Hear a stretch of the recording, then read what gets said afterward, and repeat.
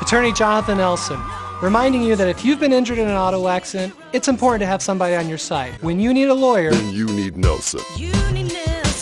President Donald Trump on Wednesday signed the VA Home Loan Program Reform Act into law, launching a new initiative aimed at helping veterans avoid foreclosure. The newly enacted law creates a partial claim program under the Department of Veteran Affairs, which allows veterans who fall behind on their mortgage payments to defer those missed payments until the end of their loan term, rather than facing an immediate foreclosure. This program replaces the Veteran Affairs Service Program, or VASP program, that was introduced in 2024 under President Joe Biden. So I'm thrilled to sign the VA Home Loan Program Reform Act into law, and that is something that they've wanted to do for a long time.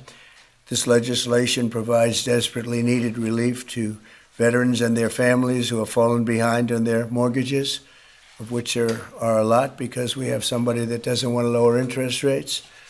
Probably won't lower them today. It's a really sort of an amazing situation. And it helps keep our promise to end veterans' homelessness. And an estimated 61,000 American veterans are in danger of losing their homes, as you know.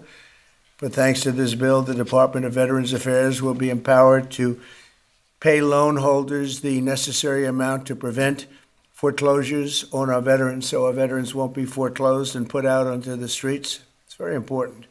This bill also creates a 5-year partial claim program that could benefit up to 3.7 million veterans. That's the kind of numbers you're talking about. It's big stuff. The costs of the program are fully offset and will add nothing at all to debt.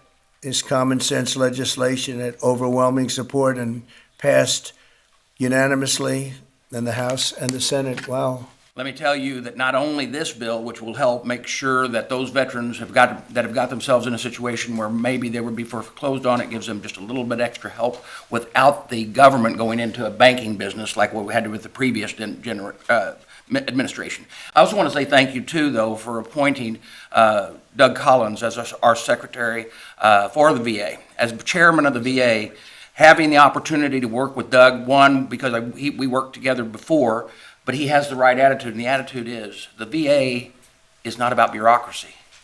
It's about the veterans, and we want to keep it that way. I'm the longest serving enlisted member of the United States military to ever get elected to Congress in the history of our nation.